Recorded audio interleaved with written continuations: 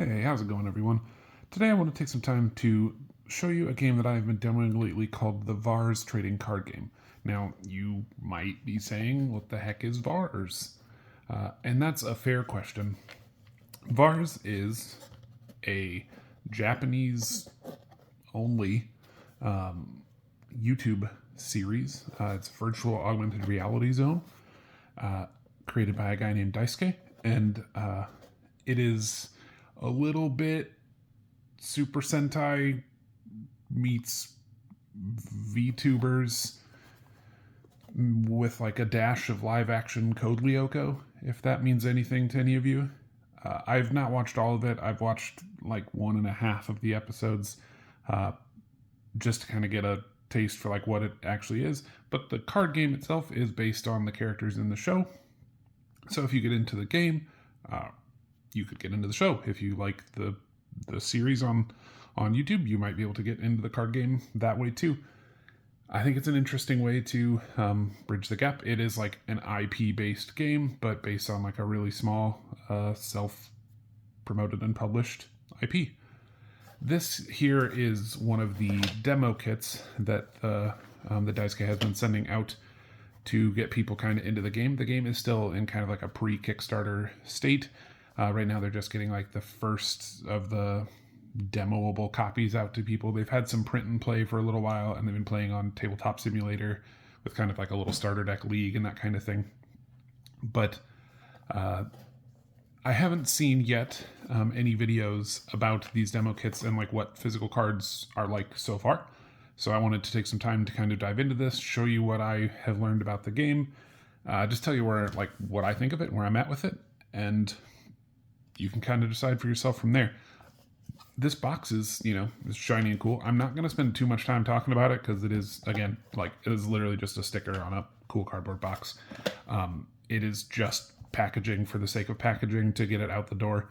This will obviously be like its own professional box when the time comes, but it's worth talking about how it's cool right now.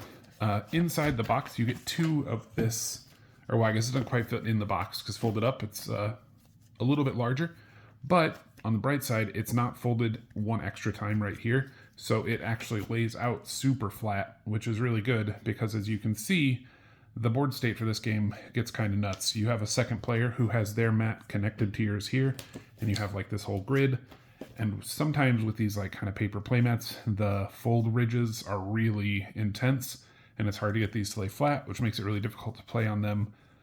Because these are not folded the one extra time right here, they lay really flat, so that's awesome.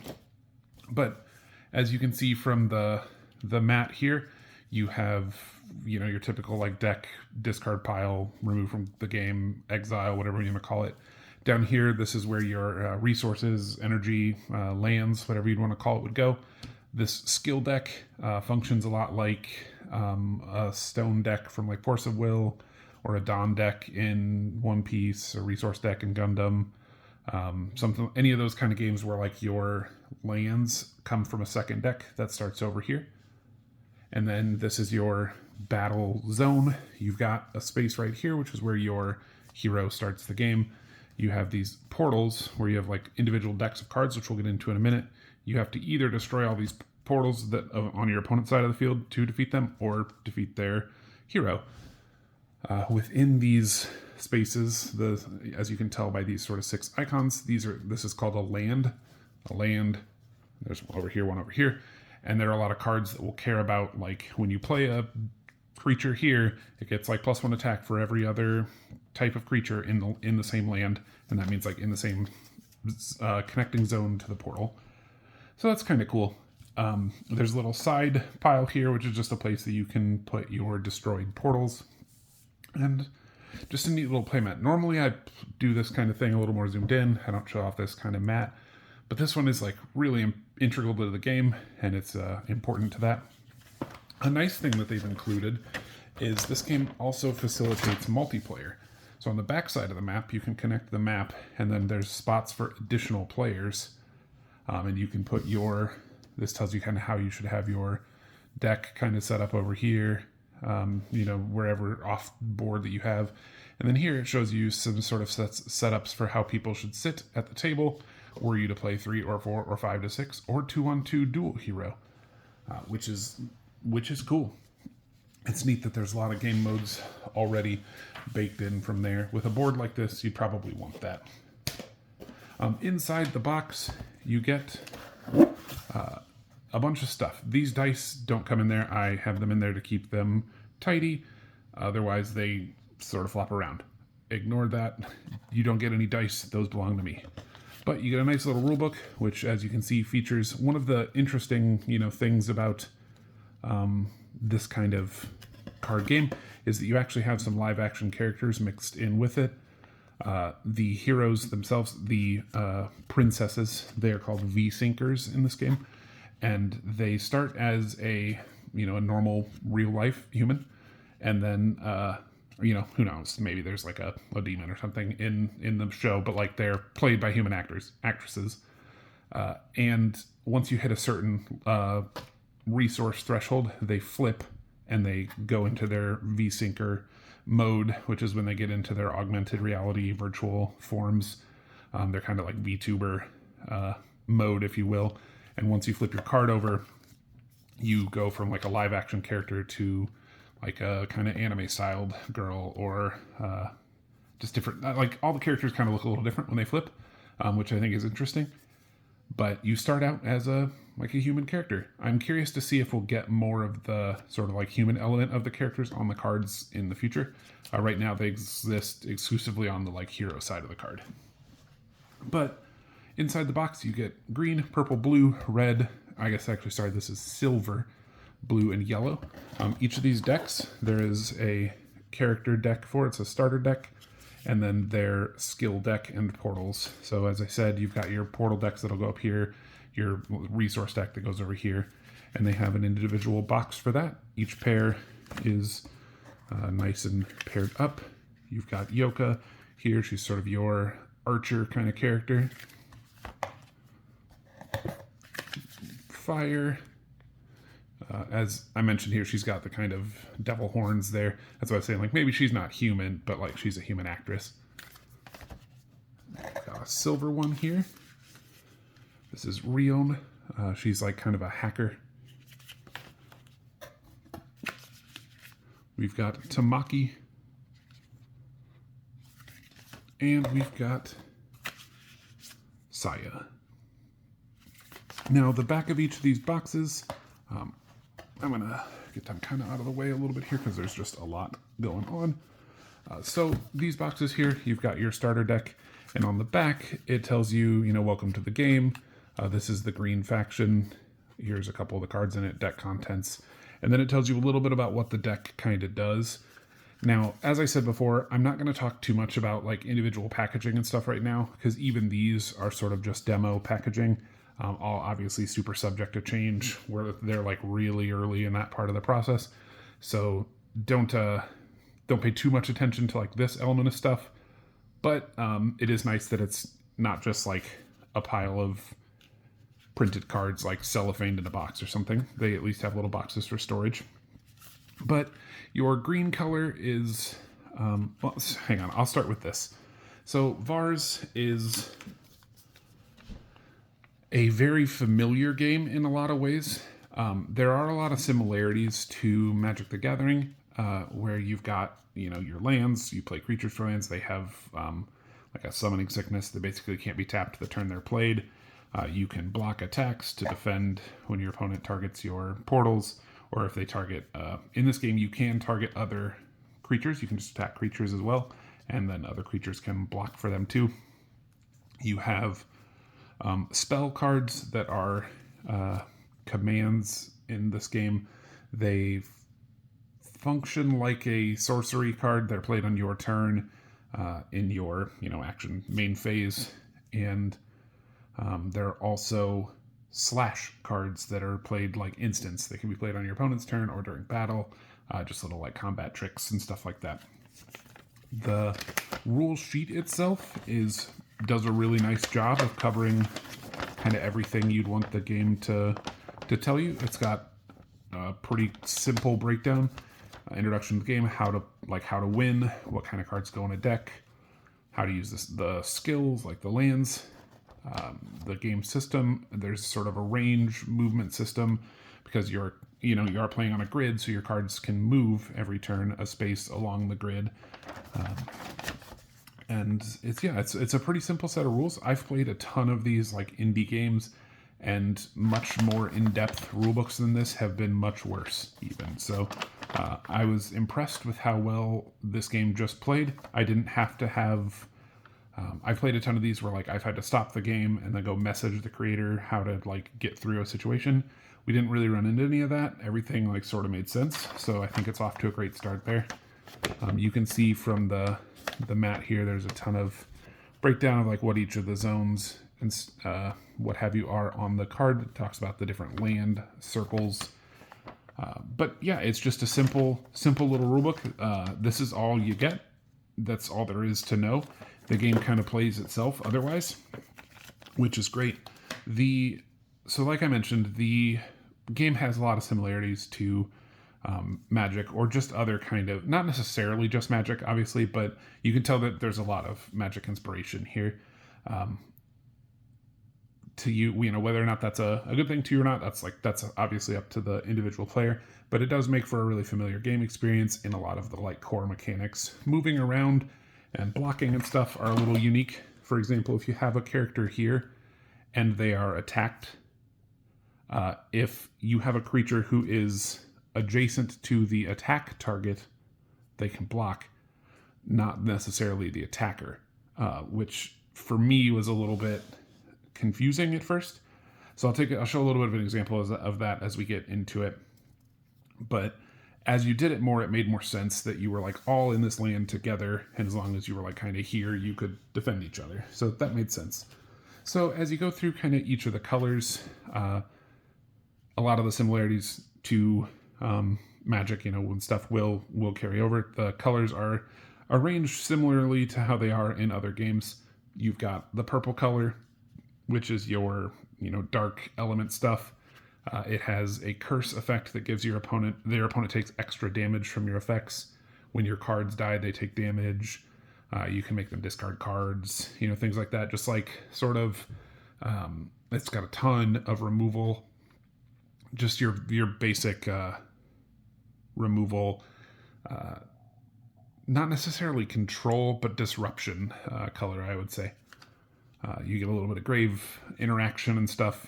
Just, you know, if you've played black in like most card games, it's most card games black. Green, then, also, as you can imagine, is pretty similar to green. Your hero once per turn, it makes your creatures cost 1 less on the front side or 2 less on the back side. So you get a little like ramp in the deck. Your characters kind of build up and they get additional buffs for having, like there's some apes that you get in this deck that care about having more apes in play. So you get kind of the like typal bonus kind of thing that you'd get if you're thinking of like elves or something like that. You get a little bit of card draw. You get some combat tricks. You get like a death touch type effect. You get, you know, during this attack, you get like +2 attack kind of out of nowhere, that type of thing.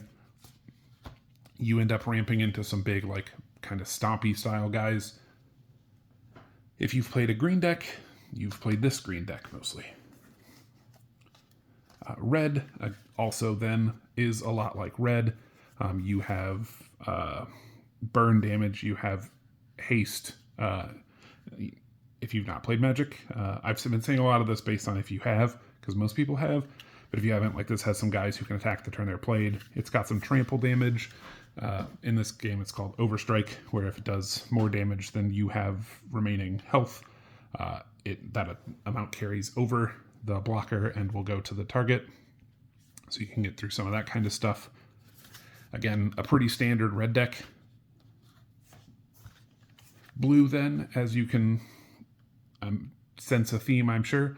Blue is fairly similar to a lot of other blue colors in a ton of other card games. It's control-y. You get a little bit of kind of counterplay stuff. You get like sort of like placement oriented and just setting up like control plays, but just making things like more difficult for your opponent to do, making it difficult to resolve the actions you would like to see fit. And then you have the archer hero, who has a card that just kind of like picks a target and deals some damage to it, so you can get some kind of long range removal in as well.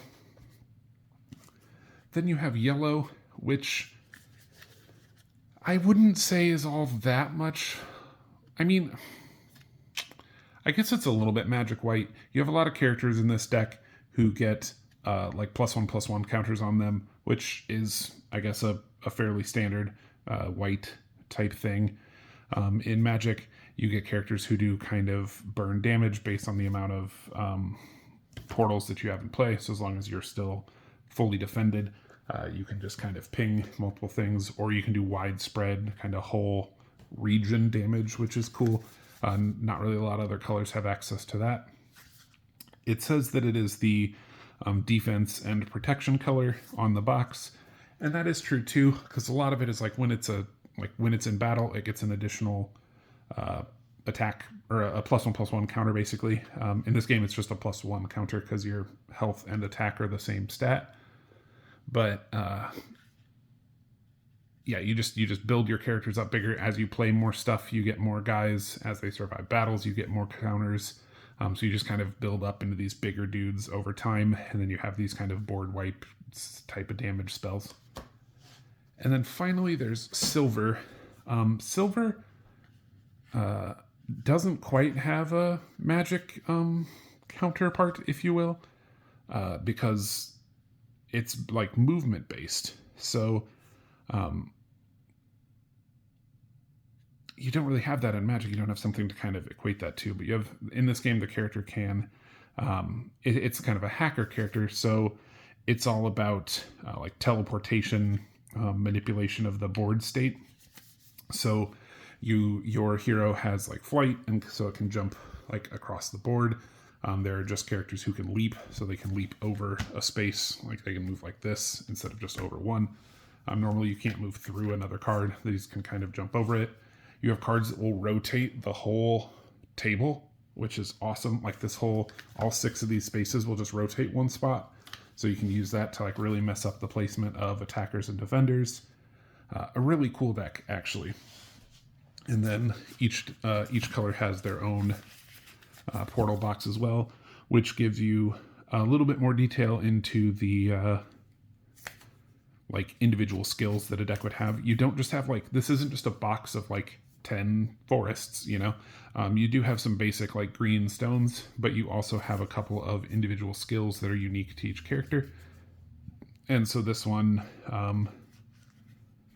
has a little bit of a thing that cares about, it like gives you additional power based on how many creatures you have that have died. Like nature is kind of building itself up based on its like presence over time. You've got some curse effects that make your opponent's creatures take extra damage from like card effects and things. More movement based stuff. Again, with like the pivoting, transforming, that kind of thing. Burn related stuff. I mean, the skills, as you can imagine, go a lot with the style of the hero that you're playing. This video is going to be 1,000,000 minutes long if I go through like literally every card in this box. As you can see, there's a ton of it. I've played with just 2 of the decks myself so far, so I'm going to go through those just because I'm the most comfortable talking about them, and it will still give you guys an idea of like what is included here. I will, as I get into playing more of these, likely have more videos about them. But for now, I just wanted to kind of show off like everything you would get in the demo, and then like what the game just sort of is about. So we'll take a look first at this Saya deck. Inside your box, you get a deck. Every card in the deck you get 2 copies of in this setting, so that makes it nice and easy there. But we'll take a look with the heroes to start with. So Saya's got this thing here that says level 1 through 5, which means on this side, while you have 1 through 5 resources, skills in play, you are on this side of your card. You have 4 power. You have a memory of 3, which is how many like unique skills that you have access to. And then you have a health of 12. You have like an effect on your card, in this case once per turn, reduce the cost to summon one of your green spills, which is the word for creature in this game, to an adjacent hex, one space next to it, by 1. And then here, once you get to 6 or more resources, you flip to the side, and you can see how it goes from the real life character to the kind of anime styled one. On the side, when it has an on reveal effect, all these characters do something when they flipped over, and this one is just draw a card, and then it reduces the cost of your green spills summoned to adjacent hexes by 2. So you can just use that to kind of ramp out larger characters. There is a character in this deck who is a 6 cost like giant elephant. On the game we played, I got to this, hit my 6 resources, flipped over, was able to play him for 4 and then still have 2 up for like a big spell. It was very cool. So she would start here on the table. So just going through the deck itself, we've got this deck costs 1 through 6. We've got Kodama. It's a 1 cost, 1 power. It's got a slash effect, which means it can be used at instant speed, but you tap it, it makes 1 green vase, which is the word for like resource or energy or mana in this game, and you have to spend it the turn you make it. You can't pool it. So you get 2 copies of your kind of standard 1-drop kind of mana dork guy. 2 copies of Log Breaker Koro Poker. This is a 1 cost, 1 power. Once per turn, the summon cost of a 4 or greater cost green spill summoned to an adjacent hex is reduced by 1. So you can make a card that costs 4 or more, cost 1 less. If you combo that with your hero, it can cost 2 or 3 or 4 less. That's a lot. We've got Cock Clock, which is a pretty fun little effect. It's a 1 cost slash effect, so it's kind of instant speed spell. You choose one of your creatures, it gets a +1 counter, and it untaps. Or unsinks is the word they use in this game. But a very cool card defensively. In this game, you have to tap a character to block, and this lets you be able to block with them a second time. But also, if your opponent attacks a tapped character, that tapped card doesn't deal its damage back. So if you can untap it at instant speed, it will then be back to dealing its damage back simultaneously to the attacker, and you can get a more reasonable trade out of it that way. We've got 2 copies of Ninja Monkey. This guy's cool. He has stealth. He has 3 power. He can't be chosen as the target of an attack, so you have to kill him with removal, or if he attacks into something and trades that way. You get 2 copies of Seize the Moon, a 2 cost spell with slash timing. You choose one of your creatures. It gets +2 power until the end of the turn. Come on. These cards are very fresh, so they are a little sticky sometimes. So yeah, it's 2 cost. You choose a creature. It gets +2 power until the end of the turn. Not counters, just temporary +2 power. And it gains menace, which means it can only be blocked by 2 or more units. That is kind of Green's thing, is a lot of their stuff has menace, so they have to be blocked in really precarious ways. You've got Monkey's Hand, a 2 cost card here. This card, there are a couple things in this game that I'm curious, because it is like Japanese rooted. There's some of it that has been translated to English, and I'm a little curious if this is one of those that should be like, monkey's paw, right? Like that would make sense. But I'm curious if like the translation for that wasn't like a perfect 1-to-1 translation or whatever. And maybe like the concept, like the colloquialism of like the monkey's paw was maybe missed in translation there. Maybe they meant monkey's hand. It is literally a monkey's hand, so like it's not wrong. But it chooses one of your spells. It gains menace and lethal this turn, which is like death touch in Magic. If it deals damage to something, that thing dies, even if it wouldn't kill it otherwise. Then you get to draw a card. But at the end of the turn, you have to drop, which is the word for like destroy, the creature that you use this on. So you give one of your creatures menace and lethal and draw a card, but you have to lose it at the end of the turn. Then 2 copies of Bring It On. A normal command, which is like I was saying before, the sorcery speed kind of effect. You choose one of your spells and one of your adjacent opponent's spells. spills, which is creature again. They deal damage to each other equal to their power. So you basically just have two creatures fight outside of the like normal attack timing. Pretty handy. Just like in Magic and similar games, damage on cards persists throughout the turn. And then if you've lost all of your power, your creature is dropped. If you haven't lost all your power at the end of the turn, all the damage falls off.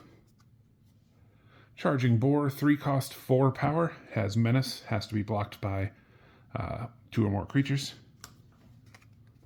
2 copies of Spy Direwolf. This card's pretty cool. It's a 3 cost, 3 power. It has Vigilance, so it doesn't become synced when it declares an attack, so it can stay untapped to attack, which means you can also use it to block. But then also, once per turn, at instant speed, you can pay 1 to move this guy, which is really cool because you only normally get to move a unit 1 space. So you could move him 1 space and then pay 1 to move him a 2nd space so he could come across the board really far. But also it's slash timing, which means that you can use it at instant speed timing, so it can be he can move defensively, which most units cannot do. So he can kind of come from across the board to help block from kind of out of nowhere. This is one of those cards I mentioned earlier in the video. This is Stray Orangutan. He is 3 cost, 3 power. He gets attack plus N, where N is the number of adjacent ape units that you have. So you just want to be building up all of your various apes and getting this guy real big.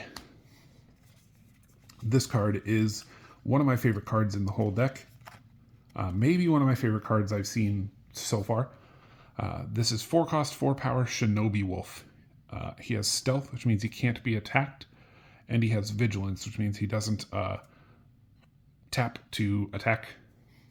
So he can attack and then still be up to block. He can't be attacked, so he's always a threat. You can kind of always leave him next to your hero so that you can attack with him up at your opponent's portal to work on making progress towards depleting their portal deck. But then he also stays untapped, so he can block your hero, which is awesome. So they don't take damage. You don't want that to happen.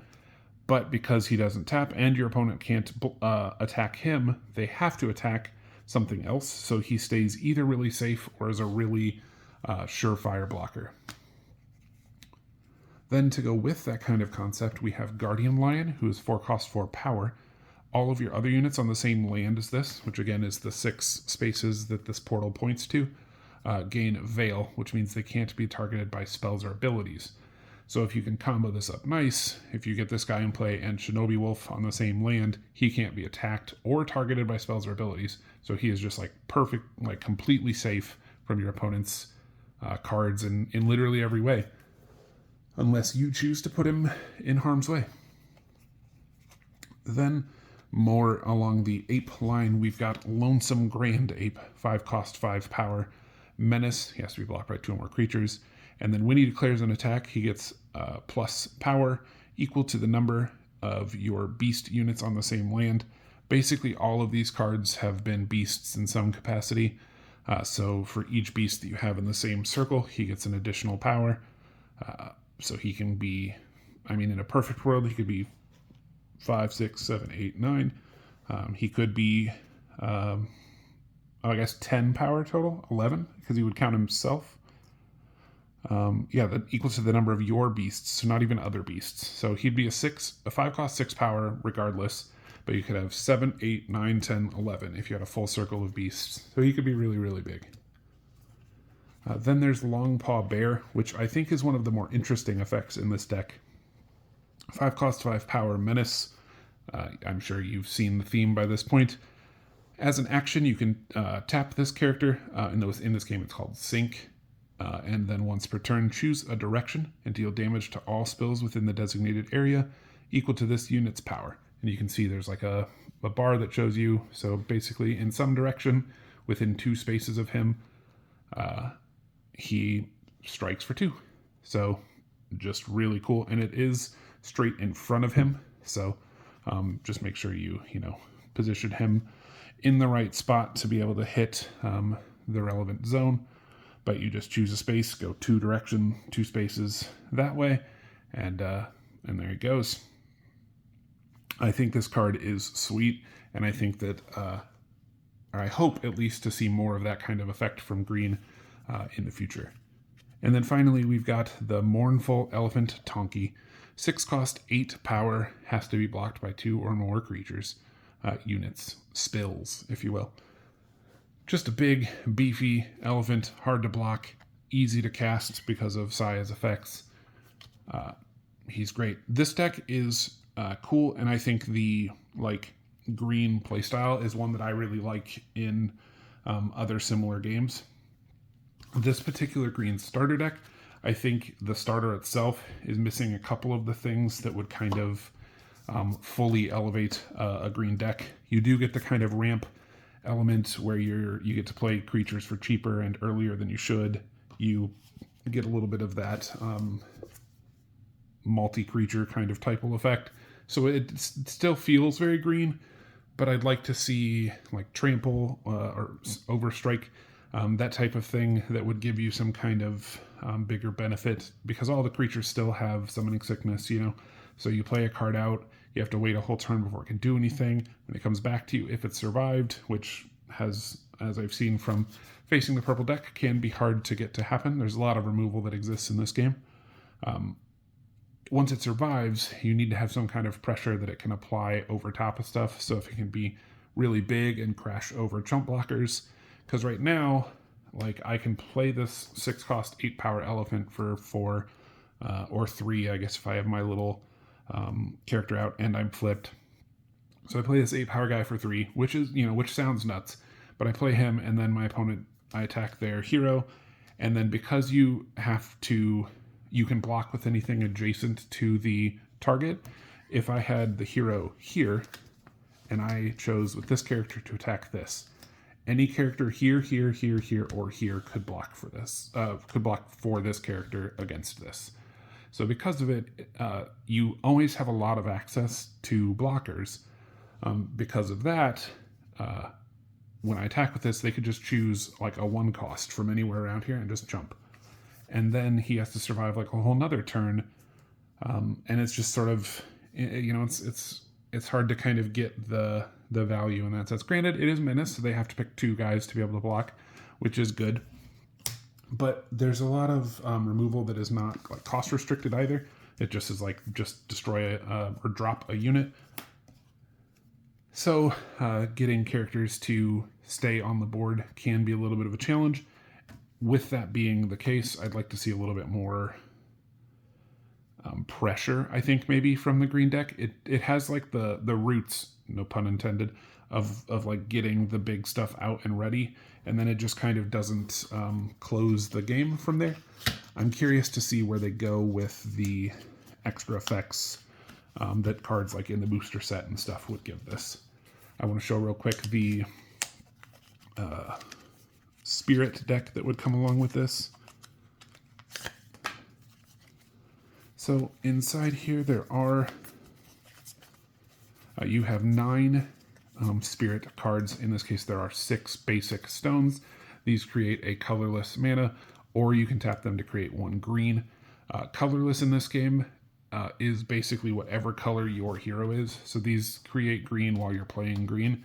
But if you're not playing green, you have to have one of these to be able to generate green Vaz. So if you're playing like a multicolor deck and you're like a purple hero, to be able to play a green card, you'd have to have green skill cards in play. But these are the sort of additional skills I was talking about. You get 3 of them. In each of these decks, every character comes with this card called Grimoire, which it can be tapped to make a colorless Vaz, or for 2, you can tap it and draw a card. Just a nice little way to get a little bit of value out of it if you don't quite need all the mana, especially late game when you're really kind of drawing for threats. Spinning Strike, this is a thing that is unique to the Samurai class that our green hero is. As an action, you can pay 2 and tap this card. You choose one of your Samurai units, which in this case is your hero, and do 2 damage to each opponent adjacent to it. So you can get a lot of value out of that. And that's repeatable as well. You can do it every turn. And then Spirit Guardian's Ward at slash timing, so instant speed. You can pay 1 and tap this choose one of your units and banish N of your spills from the Abyss, which is like remove any number of your creatures from the discard pile from the game. And the creature that you target gets plus N armor for the turn. Armor basically like prevents damage. So if I have like armor 5, you have to hit me with 5 damage before I take anything. So if I have like 5, if I'm power 5 with armor 5, I'd have to take 10 damage in a turn to be killed. Then every deck has 8 gates in it. So far, with the starter decks at least, they're just the same. You get 4 void gates and 4 holy gates. They don't do anything on them currently. They just say a little bit of flavor text. They've got 2 shield life and 3 shield life, respectively. You choose which order to put these 8 cards in your 2 piles, and your opponent attacks their way through them. Eventually, there will be non-basic gates that you can only have a certain number of, and will do certain effects. They'll have different shield healths, etc. But obviously, for basic like demo sake, they just wanted to keep it simple.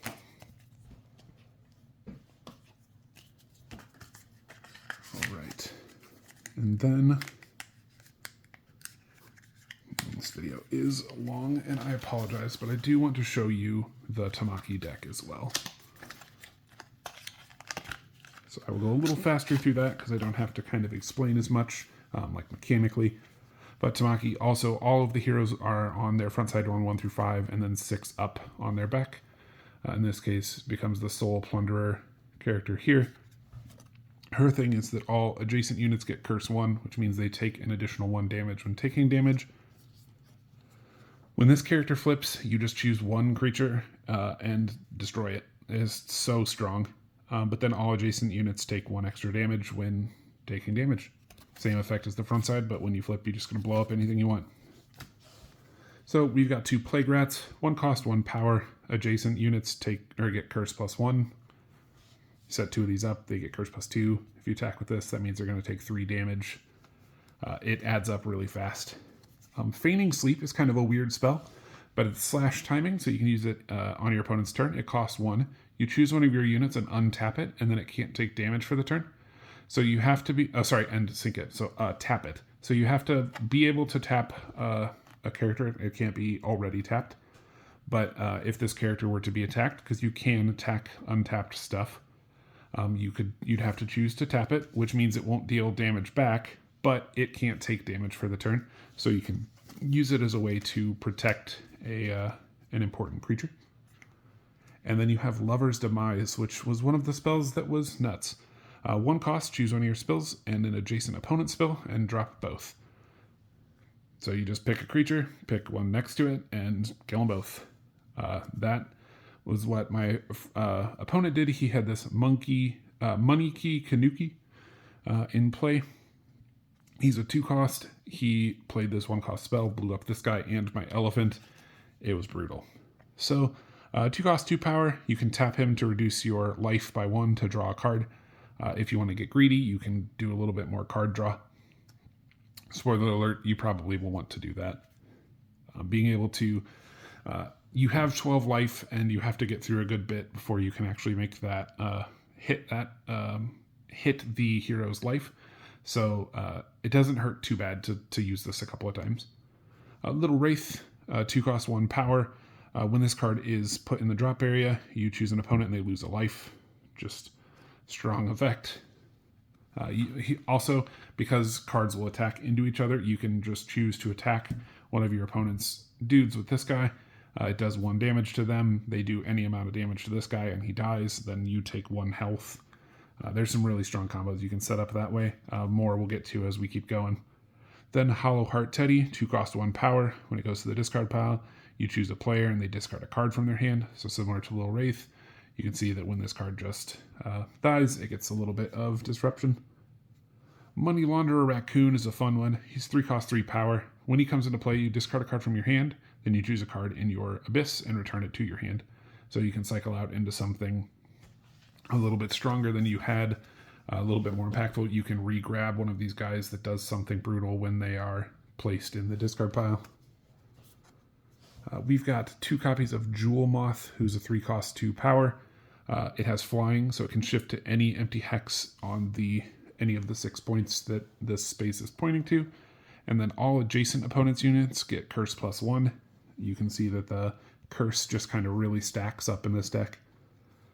Stalking Death Weaver, 3-cost, 3 power. It has lethal, so if it deals damage to anything, it kills it. Death Hex, 3-cost. Choose a spill, creature, and drop it. So for 3, you just blow up anything. Curse Incense Burner. This is a 3-cost command, so you play it on your turn. You choose a land, which is any of the 6 space hex groupings, and that whole land, everything on it gets curse +1. Then you deal 1 damage to each opponent's unit that has curse, and because they have curse on them, they take an extra damage, at least, if not more, because depending on how you have it set up.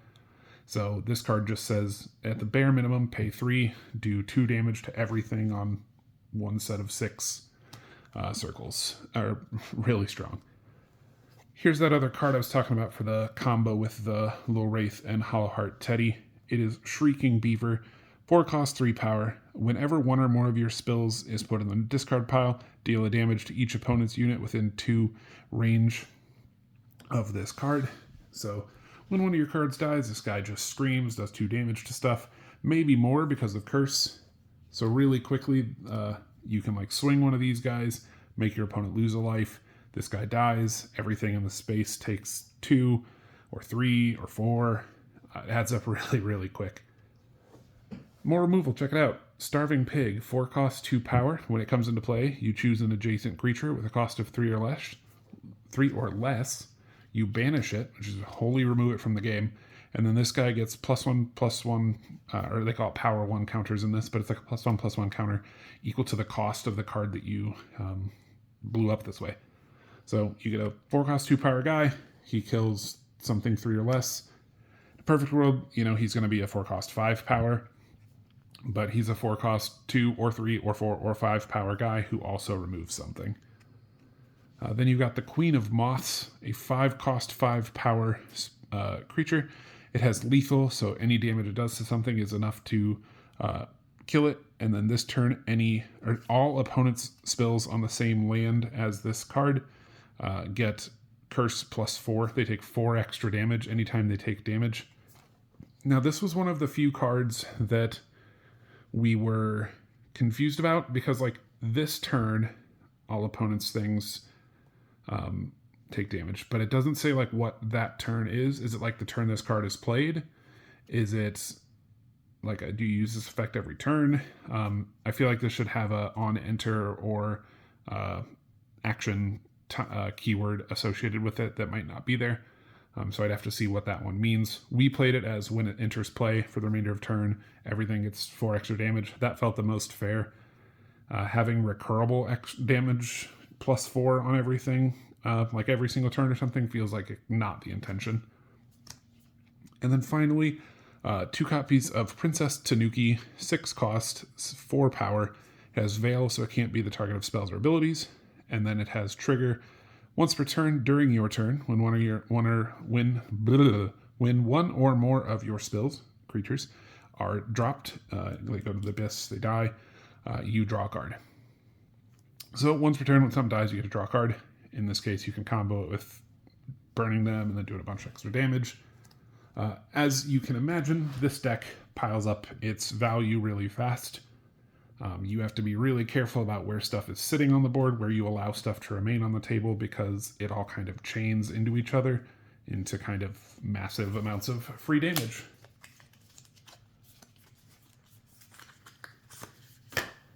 All right, and then lastly, the skill deck for this one. We've got our 6 Dark Charms, which, just like the other ones, give you a colorless or a purple Vez. You've got Beast's Awakening, which is a action timing, so you're used on your turn. You pay 1, you choose one of your beast creatures, which a lot of these, again, are, and it gets +1 power and menace for the turn. Oh, wait, hang on. Oh, yeah. So I thought that was, that's pretty green. But it is a generic thing, so anyone can kind of use it. But you do have a number of beasts who could get extra power and then have to be blocked by 2 or more things. So just a little bit of combat trickery there. You've got Cursed Tag, 1 cost action timing. Choose one of your opponent's spells within range 2 of your Warlock, and it gets -2 power until the end of the turn. Again, if you reach 0 power, you die, so you can get a little bit of removal that way. But also, it just makes it weaker to attack into. And then, of course, you get the Grimoire that everyone has. So, if it sounded to you like this deck was pretty good, you're right. The things that it could do, the combos that it had kind of inherently set up in it, were great. This deck puts out a lot of value and just makes it very difficult for your opponent to stick like meaningful plays on the table for very long. There's removal plus free damage pile up that is easy to get piled up quite quickly, and make it very difficult to have even like moderately sized creatures be able to stick around. It sounds like the design and internal team is kind of aware actually of both of the windfalls and shortcomings of these 2 particular decks. It sounds like green, they're looking to beef up a little bit. Purple, they might be looking to balance out a little bit more. As I said, this game is still very much in the like testing alpha beta kind of phase. So I give them the benefit of the doubt there that like time will tell as more testing is done, as more players get their hand on stuff, where stuff ends up. But that's the Varz trading card game for 46 minutes. There's still 4 decks to look at. I think all 6 of the decks do interesting stuff in their own ways. I think that this silver deck is really cool with the way that it moves stuff around the board. It is the least like familiar in that it doesn't play like a typical kind of Magic style deck because you have to have movement involved. So I'm really interested to play that one. But overall, I think this game is going to be very cool. I look forward to playing and seeing more of it. I hope that it catches on while it's doing its thing. It is familiar in its core play style, which, like I said before, like you might be into or against. But it does make for a game that's like easy to pick up and learn, but also the movement and stuff makes it unique enough that you still feel like you're playing a fully different game. So I think it's got something going for it, and I'm curious if there will be more show to come out as well to kind of keep going with introducing more characters and stuff. I know they mentioned in the first set they're thinking of having like 12 heroes, I think they said, so there's another full 6 characters that you would get. If all 6 of these exist in the first set, you get 6 more, so literally double the number of playable guys. That's really exciting. I look forward to seeing what Dice K and his team do, and I appreciate anyone who stuck around for 48 minutes to watch all of this video. Thank you so much for your time, and stay tuned for more. We'll be back with plenty more videos in the future. Later.